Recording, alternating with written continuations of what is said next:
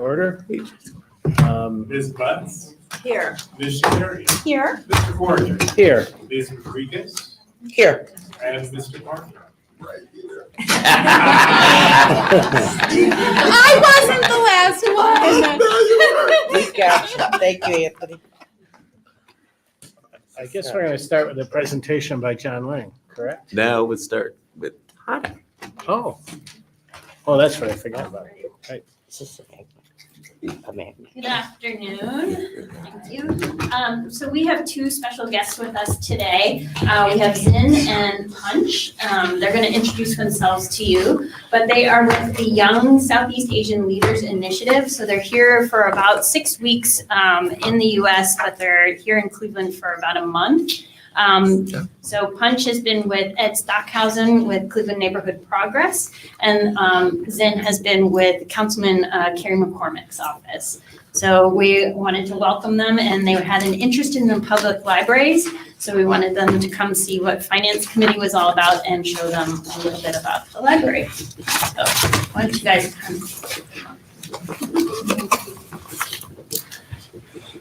Hello, everybody. This is Zain, and I came from Myanmar, which is in Southeast Asia. And I have to fly to America for 2 days. So, I worked for the parliamentary strengthening programs in our country because we lived in dictatorship since 1962. So only from 2010 to 2020, we had a sort of parliament branch, legislative branch, and the executive branch. But in 2020, sadly, the coup happened, military threw the coup again. So we are now back in dictatorship, under the dictatorships. So we are remotely working for our country for the restoration of the democracy. And actually, it's very difficult for me to come and learn how the very local governments, are functioning and what kind of authorities and transparency they are practicing, exercises. Sometimes I feel like, when I will be able to implement that kind of practice and principles in our country. But still, I'm still optimistic about my country, and also the books. The books always give me the hopes, and also the books played a pivotal role in my life. I would spend lots of my time in childhood with the books because my grandparents didn't allow me to go out and play. So, books, guided me, my thoughts and my decisions and everything. So I'm always interested in the library, and in our country, the libraries are very poor situation. So I really want to come and learn, how the libraries are being managed in this democratic country. So thank you very much. Thank you.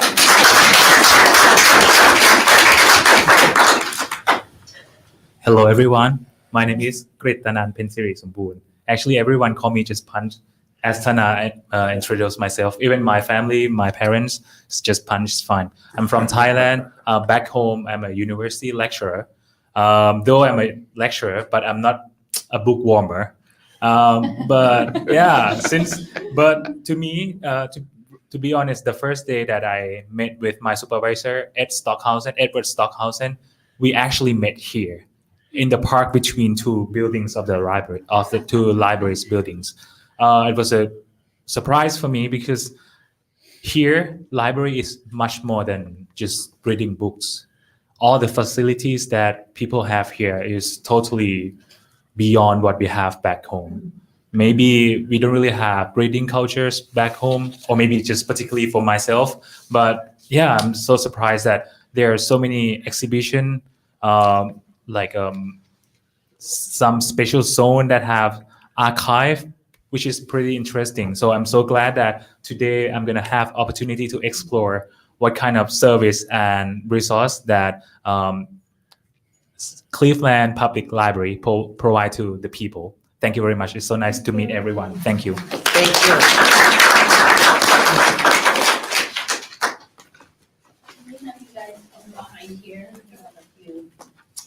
On behalf of the board, Thank you so thank much. you for Support. joining us. Thank you. Thank you. And we're gonna get That they want to get a picture with you. We have a picture with the board, if you don't mind. Sure.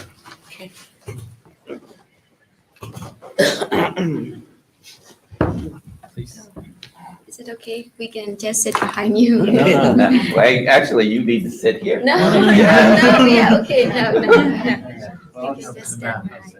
Yes. One, two, three. One more. One, two, three.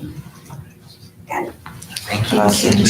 Thank you so much. I hope you enjoy your stay here. Enjoy your visit. Thank you.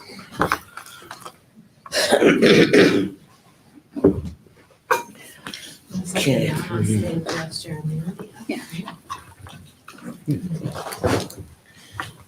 I guess now we'll proceed to a overview of the facilities master plan by John Lang.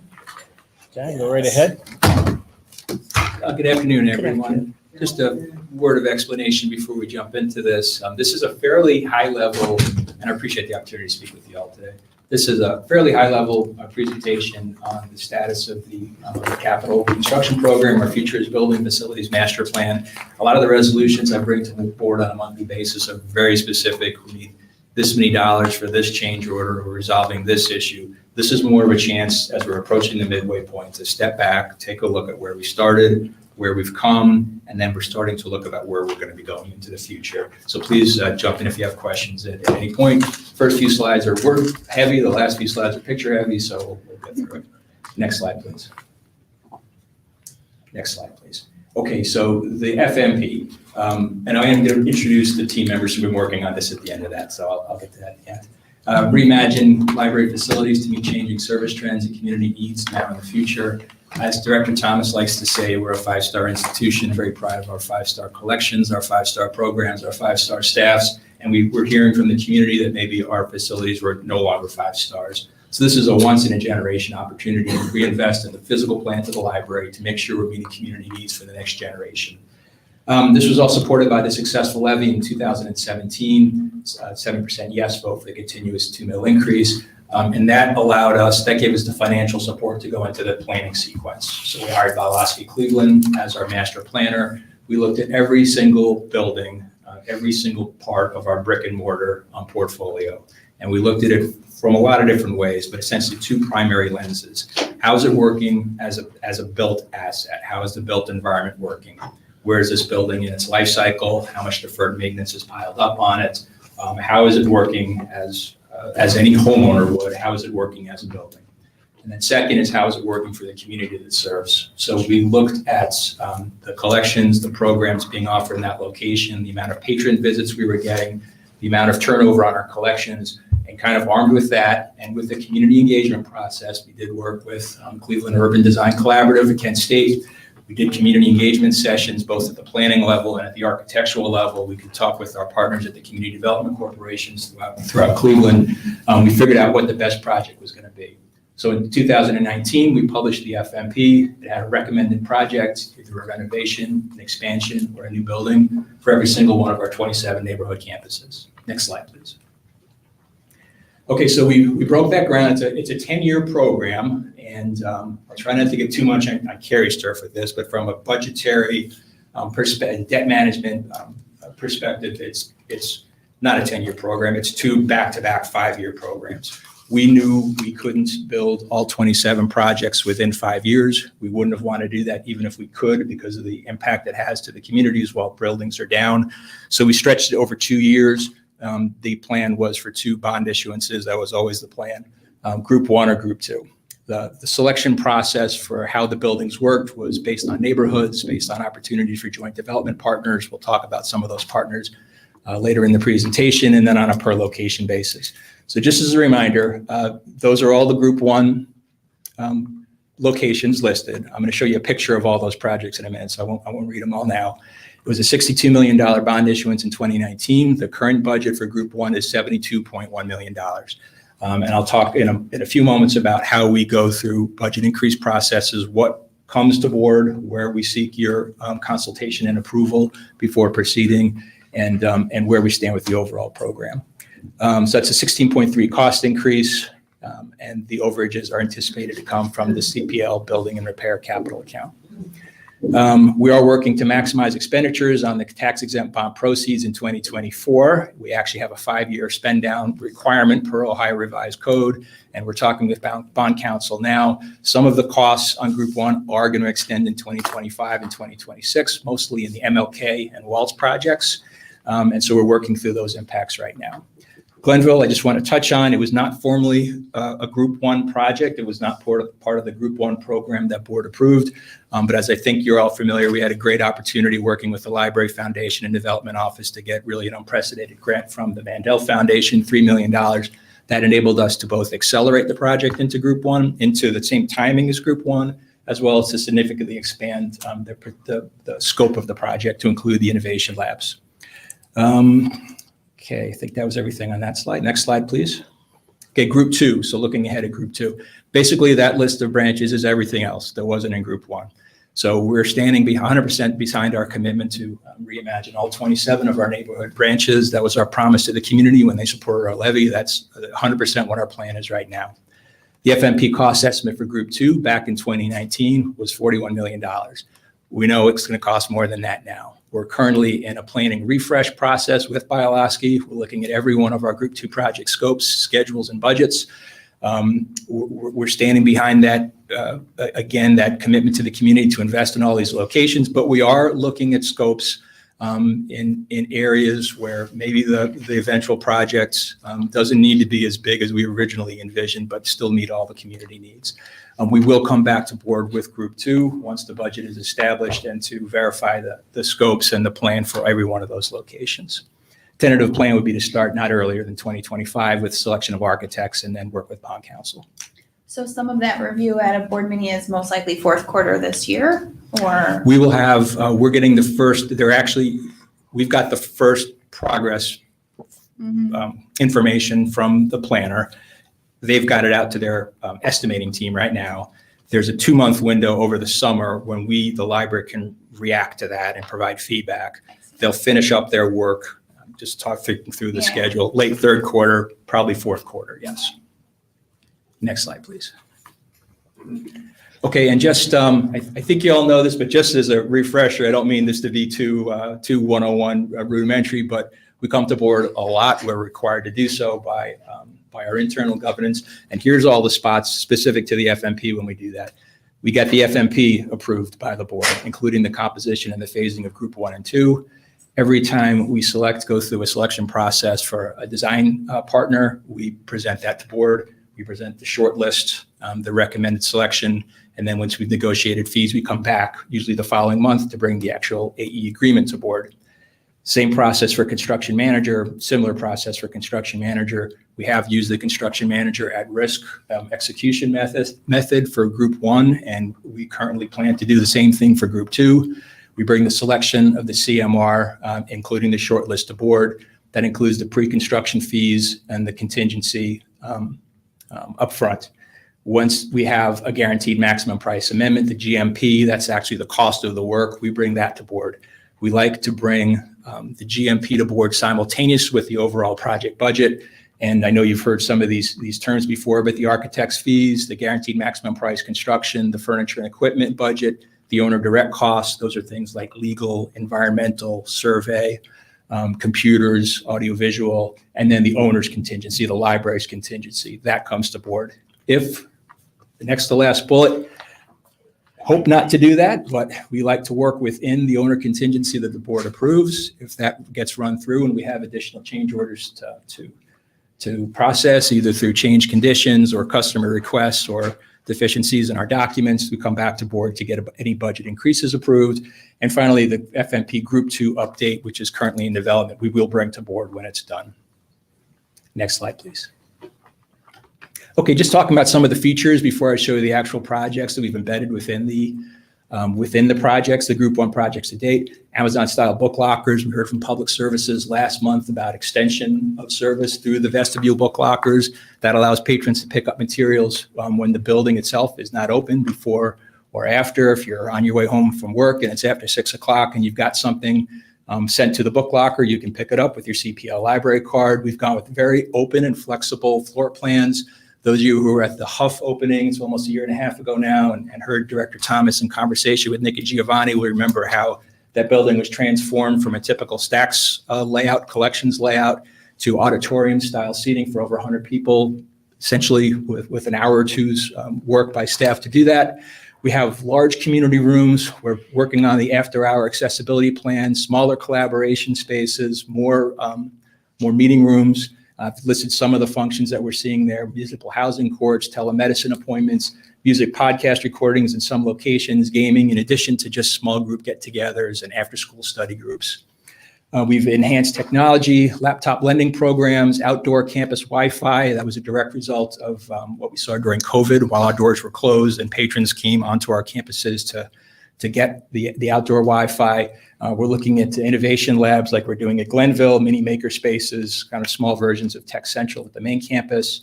All of our projects embrace sustainability and accessibility. We specifically seek LEED accreditation at the silver level on our new buildings. We have energy efficient lighting, energy efficient heating, ventilating, air conditioning, on-site stormwater management, and enhanced outdoor spaces. Next slide, please. John, I have a quick question. Yes, ma'am. With the expanded the outdoor Wi-Fi, are we trying to work on putting that closer to the top with some of the changes that's going to go on with the Wi-Fi that is in place now for people with lower income? We're trying, John Malcolm maybe could talk to some of that. Okay, From the I'm just FM, asking, because I know there's some changes coming within the government too. for our people goal with is to get, Wi-Fi. our goal is to get the library signal available anywhere on our campus. So you wouldn't have to be inside the building if you're on, like Huff, for example. We're just building a Right. new amphitheater What's there. that might be a John question, the radius when you're talking about outside? So depending on. I'm sorry, am I changing the subject or? No, That's a good question. It is. So depending on the building and the situations around it, you can get up to like 200, 300, 400 feet outside of the perimeter of the building based on the placement of the Wi-Fi signal or antenna. We have been testing antennas that can stretch that distance closer to a half a mile in the radius of the library. It does require some additional technology, but we have been testing those. They're not scheduled to go into play directly with John's FMP, but it could be if. So and I'm sorry, my other question, do you think there'll be further funding available like for us since the government is changing what they're doing? Like the Is there digital money C out there for stuff, us, huh? like the digital C work that the city is doing? Are we connected in? Right, that or somehow? are we able to receive funding to increase our, So funding directly, I at this point, I'm not sure because the Accessibility Act has ended. That funding and monies are done. It is, we are working with Digital C pretty much weekly, if not even more often, on doing things with them to help ensure that we're expanding internet connectivity, including working with our libraries. all right, Well, most of our library parking lots are, people can sit in their car and use it, right? That is I correct. mean, that happened during COVID. Yep. Uh-huh. thank you, I'm sorry, I Oh, may no not problem. change the. So we've come a long way. I'm just showing some pictures there from Group 1. These are all opening day photos. Jefferson, top left. That's West Park, top right. The most recent opening was Brooklyn. I know many of you were there just back in March in the lower left. And there's the director and Ms. Giovanni at Huff in 2022. Next slide, please. Okay, there's the Woodland opening in the top left, the Eastman opening in the top right, and that's Lorraine on the bottom. So I've shown all of the Group 1 projects so far. Jefferson, Huff, West Park, Lorraine, Woodland, the Central Distribution Facility, Eastman, Brooklyn, and Rockport. So that's 7 library buildings plus the Central Distribution Facility dating back to October of 2022. So that's 8 buildings in 18 months. It's a very ambitious program. Looking back, it's an even more ambitious program looking forward. So I appreciate the support. Next slide, please. Just some of those milestones. We are really proud to be opening the Rockport campus on June 22nd, 2024. That's a location where we were able to build a new library adjacent to the old library. So Rockport campus has been open throughout construction. It does mean that when we open the new building, the project won't be complete because we will not have demolished the old building yet. And the final parking and landscaping plan will go in. But the building will be open on June 22nd. Really hoping to break ground on the Waltz project at 2024. We're still in active conversations about that project. Looking forward already to grand opening at MLK Day 2025 for the MLK campus. Glenville is in construction now, on schedule for a spring, maybe early summer opening in 2025. And then the Group 2 projects, as I mentioned, we're in the process of revalidating our planning on those right now. Next slide, please. Okay, so these are kind of, these are specific. The next few are the projects that are open right now. Rockport, as I mentioned, opening June 22nd, was just in the building yesterday. It looks great. Shelves are in. The furniture is scheduled to come the week after next. We've through most of our final inspections. We do have the final walk with the fire marshal that we're still getting scheduled. Circulation desk, shelving's in, furniture is coming. The last day that the old Rockport branch will be open is Friday, June 7th. The Teen Tech Center is closing a week before that. We've really tried to minimize the time we're down to the patrons. And so it's a quick, very ambitious and quick 2-week move-in process. In those 2 weeks, we're gonna collections, technology, staff, everything that moves from the old building to the new building. We'll open the new building on June 22nd, and then we'll immediately or quickly move to demolish the old building and then finish the site developments. Next slide, please. And these are all architectural renderings of the actual buildings that are included with the slides. MLK, we're over 70% complete now. That's the good news. The Loft Apartments completed their 11th story glazing just this week. The roof structure is on, the roof membrane's not down. That's also kind of good news. We're working on signage, graphics, furniture, shelving, technology plans ahead of an opening in very early 2025, MLK Day. As you've heard, the project's been challenging from day one being years before I even joined the library, but certainly since I've been with the library. We're dealing with delays. There are claims percolating based on the water infiltration that I told you about, some of the concrete column issues that we experienced in 2023, and an overall scheduling of the different occupancies for the Lofts Apartments. They've got a really tight schedule based on they want a lease, and then the library for an MLK Day opening. Well, we get to see some tentative signage. I want to very loudly proclaim that this is a library branch. We've got the signage plan together. I'd be happy to bring that to a future meeting or share that by email. We're looking at monumental signs on both the north and south ends, lighted pillar monumental signs on the Euclid side and then on the Reserve Court Library side, as well as emblem signage on the main concrete columns, and then a projection and graphics plan for the inside of the building. Cool. No, I agree with that. There's such a well-traveled corner of And it could England. just be another part For our of the brand, building. yeah. People don't know. The concrete columns issue is still more cosmetic than structural, or what? It is, yeah, there's no structural, there are no I just want structural. to make sure there's no change on that. Yeah. So the architect's concerned about it too. The concerns were on the level of finish that the contract document, not the strength of the columns, but the aesthetic finish that was required by the documents and what actually was provided, and then how we're managing costs. Okay. Next slide, please. Glenville campus, we're underway, 15% complete. The entire front of that building is off. Those of you may remember the former slanted skylights is being replaced with the facade you see now. The structural steel went in last week. Final detailing is occurring now. Buildings really tore up. All the floors are excavated for the new plumbing and mechanical systems that are going in. We're working on the furniture and equipment design now, and it's still early in construction, but we're on schedule for that spring 2025 completion. Again, I like the Innovate Glenville, but I wanted to say Cleveland Public Library as well. We haven't taken that's a placeholder. So we have the plans are approved for the project, of course, before we break ground, but we do need to go back to Planning Commission, Neighborhood Design Review Committee, and then Planning Commission for the final signage plan. So that's a placeholder for now. But yeah, we work with Tana's team, and we always hear the emphasis on having the library and the library logo front and center. Next slide, please.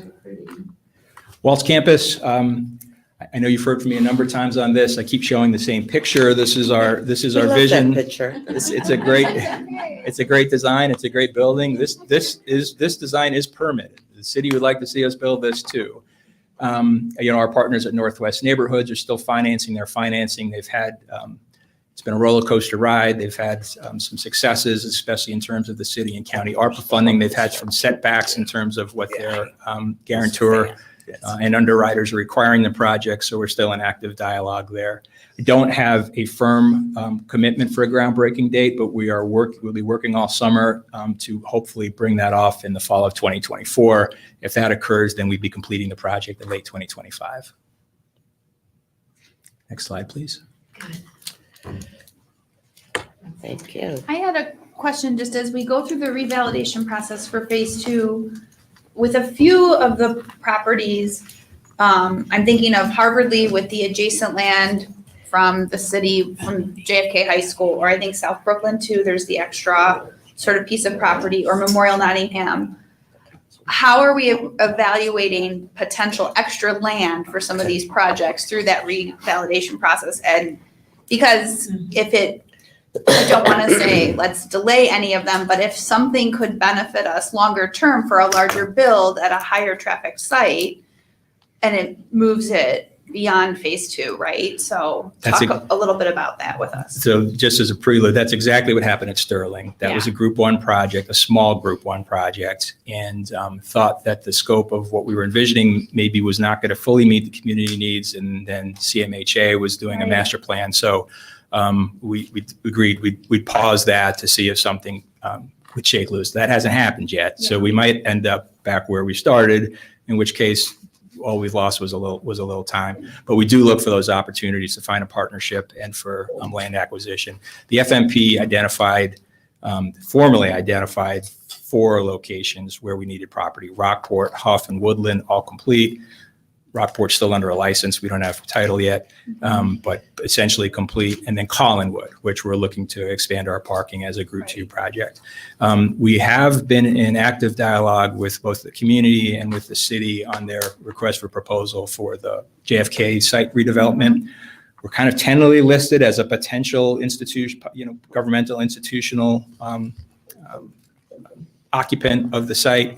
At the same time, we're looking at our existing building and saying, boy, it works pretty good, and it could be renovated for a lot cheaper than a new building. So the FMP is always meant to be flexible until we commit to an actual design. So we do look at those closely. I'm also in pretty frequent communications with Old Brooklyn Community Development. They're very interested in the South Brooklyn site, but it's kind of the same thing where we're looking at it from, we have a building that works, we can renovate it for this cost, or we can look for a more ambitious plan at a larger cost with some uncertainty on the partner we'd be working with. And that's not shade on OBCDC. That's just a little bit of benefit of experience from working on MLK and Waltz. And so we're in that process right now of considering all those puts and takes. I'll just end by introducing some of the, I'll just mention that all the work we accomplish is, of course, accomplished within the fabric of the entire library. We don't do anything on our own. Carrie's team, everybody's team really supports all the work we've done. That said, as you saw, Group 1 is a $72.1 million initiative that's greater than a single operating fiscal year for the library. And all that work is accomplished by the few people who are sitting in the second row here. Superstar. So the newest member of our team, she's 12 years with the library, 1 week with the FMP, is Tracy Josie Allen. She's our operations coordinator, working with our invoice tracking and a lot of our vendors. Next to her is Summer Salem, 22 years with the library, 3 years now with the FMP. She is 24, sorry. She's been in the branches, she's been downtown, she's been in technical services. We're very glad she's with us. She is I would say, the conscience of the team in terms of our commitment to schedules and delivering things, tracking everything. She's also our event planner for all the groundbreakings and ribbon cutting ceremonies that you've been to. Kat Sonhalter, an architect, is one of our 2 capital project managers. Eric Herman, mechanical engineers at Rockport right now as we speak, so he's not joining us. These are the project management professionals who are working kind of in the trenches with the architects, with the engineers, with the consultants, and with the construction managers and the trade contracts to deliver the projects that the board is approving on, as close to on time and on schedule and within budget as we can. Jean McFerrin is our Director of Library Innovations, 6 years with CPL now, and a long history as a professional librarian. She is the librarian on the design team. She works with the public services team to make sure that the libraries we're delivering are going to meet the patrons' needs and also going to work for staff. And so that's always a healthy two-way dialogue. Sometimes there's a little bumping, but we always get where we want to go. So that's the FMP team, and thank you for your time today. I just had one question, and you probably could talk to me about some other time. I'm just always trying to see how that whole situation, I know this is a phase later, between East 131 and Mount Pleasant, how that's, it's great interest to me, how that's all going to play out. The FMP, the published document in 2019, suggested that we could build a new library somewhere in the catch area for the combined two branches, and then close one or both of the current buildings to open a brand new library. That thinking has evolved over time. So our current thinking, I think it'll be reflected in the refresh that we're working on now, would be to retain the two buildings and invest in both locations. So a renovated East 131, Mount Pleasant, and we are also in part of the planning team for the Mayor's Southeast Side Initiative. Mount Pleasant, we like as a building. I don't know, it's necessarily working perfectly well as a branch library. So we're kind of brainstorming now about whether Mount Pleasant could be a focused, rather than a straight branch library, it could be a focused program library, maybe working on something like digital innovation or workforce development or an incubator space for small businesses. So we're committed to both locations and both buildings, and we're working out how that design will come about. That parking situation is just so bad at East 131. It's never been ideal. Yeah. At all. Both of them are very, very challenging, but East 131st building is an unbelievable building though as well. It's a beautiful building. Beautiful building. Yeah. But And no historic. parking. But no parking. Okay. No from our So, latest. yeah, once again, it's a challenge. We've been fortunate to have some form of relationship with the church, Yeah. to have something, but Yeah. it's on the other side of a busy street. That's So- a very busy corner. Great presentation. Thank you, Very John. good. Thank you, John. Thank you so much.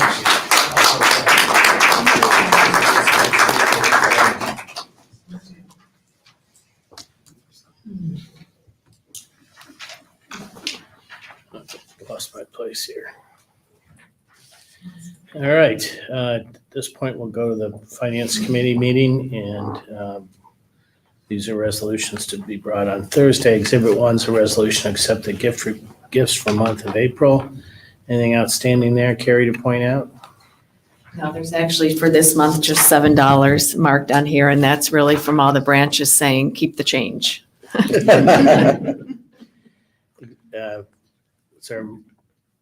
there any, what do I have to do, Brian? Now, I always forget that. We should move to send it Thursday? Yes. So I move to send Exhibit 1 to the full board on Thursday. Is there a second? Second. Ms. Shakarian? Yes. Mr. Corrigan? Yes. And Mr. Parker? Yes. Exhibit 2 is a resolution to renew the OCLC cataloging World Share ILL and Access subscription services. And who's going to tell us a little bit about that? Super. Hi, I'm Sandy Jiller Elwell, the Director of Collection and Technical Services. So this is just the renewal for the OCLC subscription that we've had for, I don't know how many years now. Right. It's a 4% increase, so nothing's really changed with what we're doing with it. And I always like to brag how important is our doing this OCLC for Northeast Ohio, Cleveland, and whatnot. It's pretty key, right? Right, because there's so many materials that we're the only ones that own it, and we're putting in the records for it. Super. So So I move that go to the full board on Thursday. Is there a second? Second. Ms. Shakarian? Yes. Mr. Corrigan? Yes. And Mr. Parker? Yes. Exhibit 3 is a resolution to accept a grant from the Cleveland Public Library Foundation for the digital literacy programming. And Denise? Sure. So I'm just going to talk about funding, how it was secured, and my colleague John Malcolm will talk about how he's expending it. We worked with the funder, in particular PwC, to secure digital funding to invest in our digital efforts, aligned with our strat plan and the foundation strat plan, and we were able to secure $25,000. And so what you have in front of you today is the resolution of Mr. Malcolm requesting that money to use it for our patrons and our community on digital literacy programming. So I'm going to hand it over to him to expound. Thank you, Shanice. I did, and I must mention the teamwork that is put behind this, because this request and proposal was created by our team members, Jungu, Prince, Raghav, and most recently, Anna at Tech Central.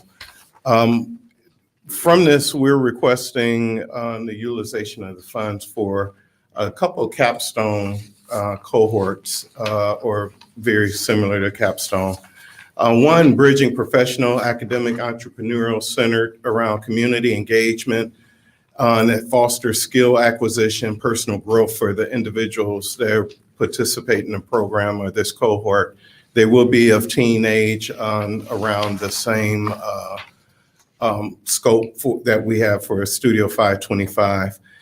We're going to use this program to connect these teens and give them exposures into areas that they typically don't see, such as going in the PwC and working with their team and some of our other industry leaders around here, so they can have an understanding on how real life situations and skills that they may have and don't know how they apply would work in the real world. Also, one is a literacy program, a cohort through online literary journal and magazines that will be publishing for teens and scholars who participate in this program, so they can, again, build up on basic literacy, creative arts, 21st century skills, and digital and financial skills. The scholars gain skills around experience in online publishing, getting rejections, and how to get better at their craft. These are two uniquely different cohorts that we can use this funding for, with different skill sets. Some are tech-driven, some are not tech-driven, but use technology as their baseline. And Studio 525 will serve as the community hub and headquarters for both of these programs. And everybody can wish Mr. Malcolm a happy birthday. Oh, happy birthday. He said 22. Okay, then. A couple years less than Summer's been here.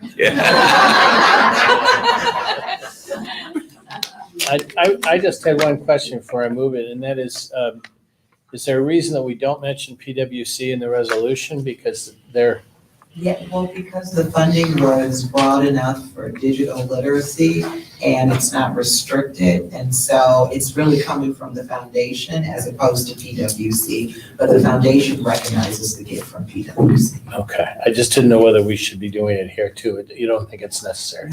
Okay. So I'll move the resolution, that Exhibit 3, the resolution for this grant from the foundation, go to the full board for approval Thursday. Second. Ms. Shakarian? Yes. Mr. Corrigan? Yes. And Mr. Parker? Yes. Exhibit 4 is a resolution authorizing the director to negotiate and enter into an electricity contract to take effect after the expiration of the current contract. Always interesting because we're big electric users. Go ahead, Brian. Yes, so this is a lot to take in. I will give you all that much. So the library's current electric supply agreements go through August. Carrie and I spoke on Friday with Scott Rafferty of North Shore Energy Consultants. They assist us in purchasing our electricity and natural gas services. And he advised us that, like everything else these days, the cost of electricity service to the library is going to be going up considerably compared to what our current contract is right now. And recommended that there are 3 different agreement types that the library can look at for our next contract term.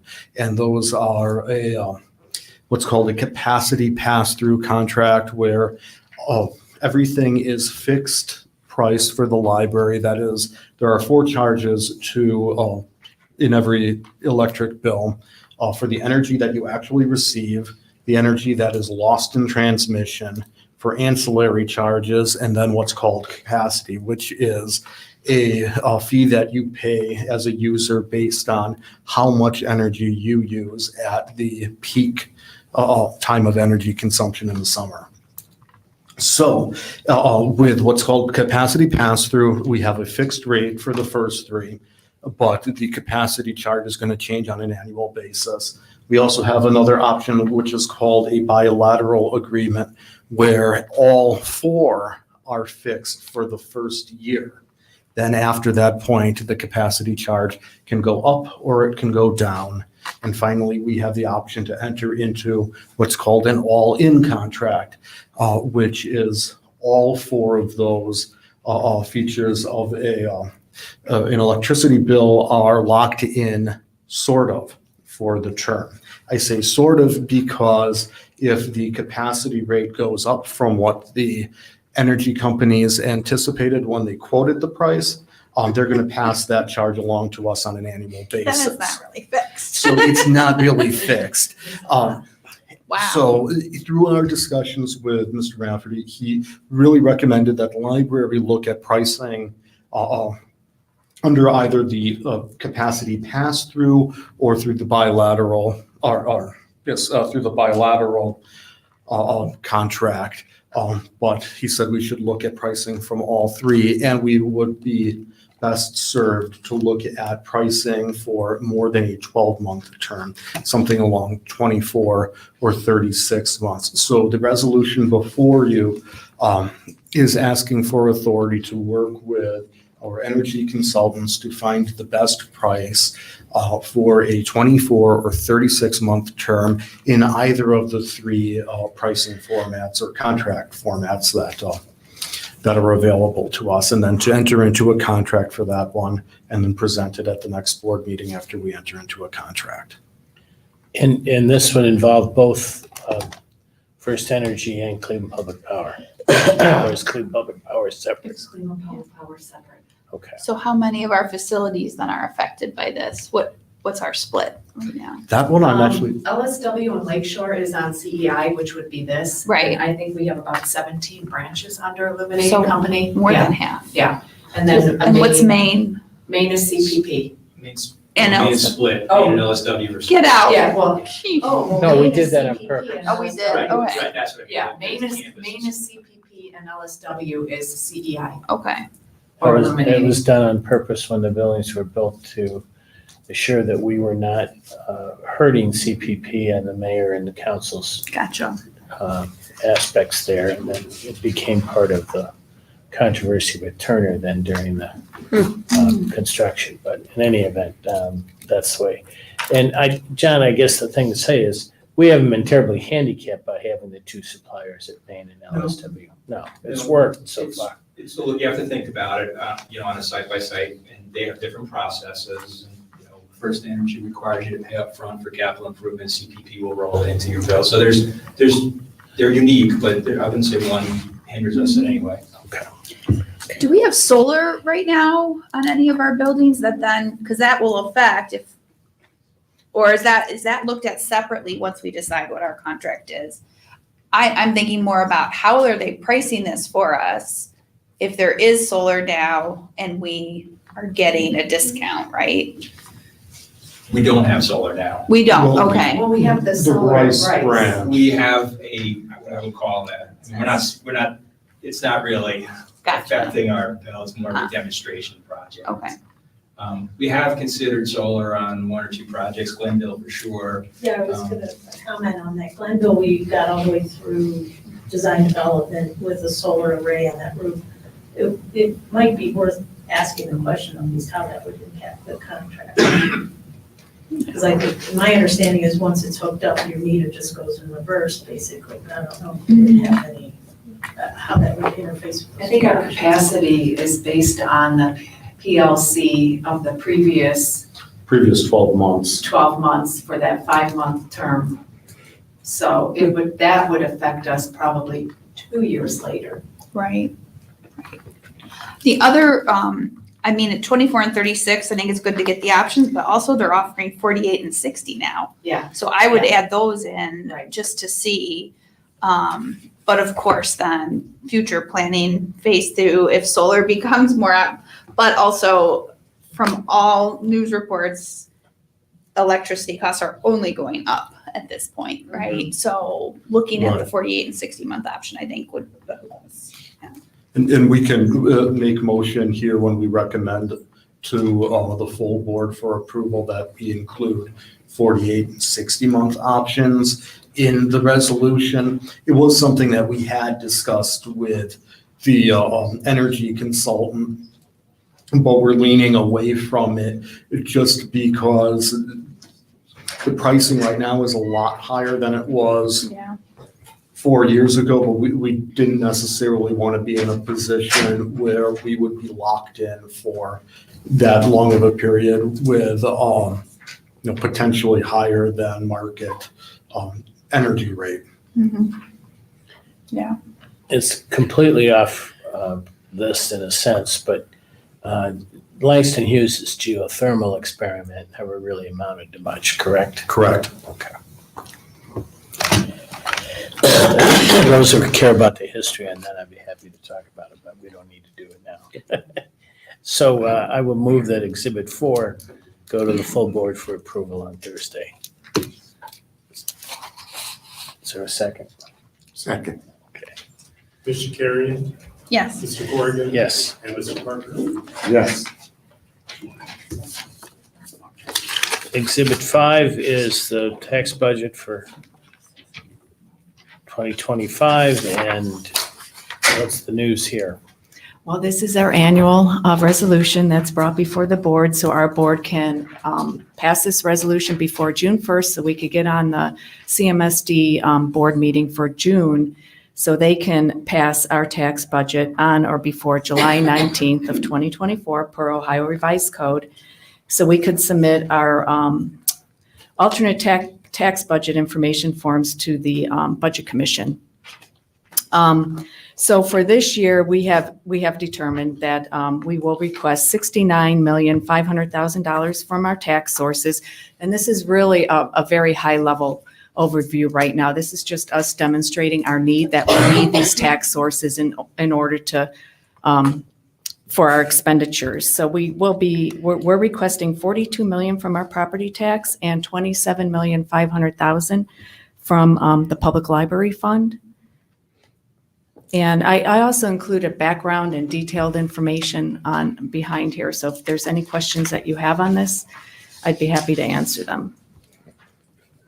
And the way we've always historically talked about it, this is the needs budget. Yeah, in a the wish sense that- list, yeah, that we demonstrate the need for this. This isn't what we ultimately get, but we can't really apply for what we do get without showing our needs first, and that's what this budget is. And it's actually based on 100% collection rate from our property taxes as well.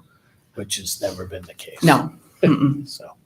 So educate me on procedure. We submit this to the CMSD board. Yes. Because they are By the June taxing- 1st, Okay. yes. Okay. Mhm. And then we'll be on their board work session June 11th, and then their board session on June 25th. Okay. And they never really messed with it in my time that I know of, right? They're not allowed to mess Right. with it. It's Yeah, ministerial. yeah. They just have to legally pass it. Gotcha. So I'm going to move Exhibit 5, the tax budget, go to the full board on Thursday for approval. Is there a second? Second. Ms. Butts, Yes. Ms. Shakarian, Yes. Mr. Corrigan. Yes. And Mr. Parker. Yes. And Exhibit 6 is our regular monthly amendment to the prior year's appropriation, and any big changes here? No, we updated our estimated certificate of resources to include the $25,000 from the Cleveland Public Library Foundation grant, and then we'll be appropriating that amount in our Founders Fund. And can you tell me what the word is on the state? Because I think the board should know. How's the state doing this year? The Public Library Fund was down by just over 8% on last month's distribution, maybe about $414,000 less than where we were currently certified as of December. So I think overall, the Public Library Fund is down by 12 million. What are the reasons for that? That 8% seems, Yeah, they say it's, Yeah, more Big refunds on, more tax refunds on refunds than- tax, and the cat tax is down Yeah. as well. And you got to remember, they've been reducing taxes every time they meet. It's just been crazy. Yeah. This legislature hasn't met a tax cut it doesn't want to adopt. So it just has effect. Again, when the library and local government fund was a set aside tax that the legislature couldn't mess with, we were in better shape, but that's now 25 years ago. So we're living in this world now. So I move that Exhibit 6, the Fifth Amendment to the year 2024 appropriation, go to the full board for approval on Thursday. Need a second? Second. Ms. Butts? Yes. Ms. Shakarian? yes. Mr. Corrigan? Yes, And Mr. Parker? Yes. that concludes the Finance Committee meeting. Turn it over to Ms. Shakarian for the Human Resources Committee meeting. Thank you, trustee. I present Exhibit 7, the regular employment report of new hires, transfers, resignations, terminations, and retirements for consideration at the upcoming board meeting. So moved? Second. Ms. Butts? Yes. Ms. Shakarian? Yes. Mr. Corrigan? Yes. And Mr. Parker? Yes. And I am honored to present Exhibit 8 for consideration at the full board meeting, retirement recognition citations for four employees. Shannon Mohammed for 40 years, Caroline Peak, retirement at 22 years, Jamie LeVar for 12 years, and Christine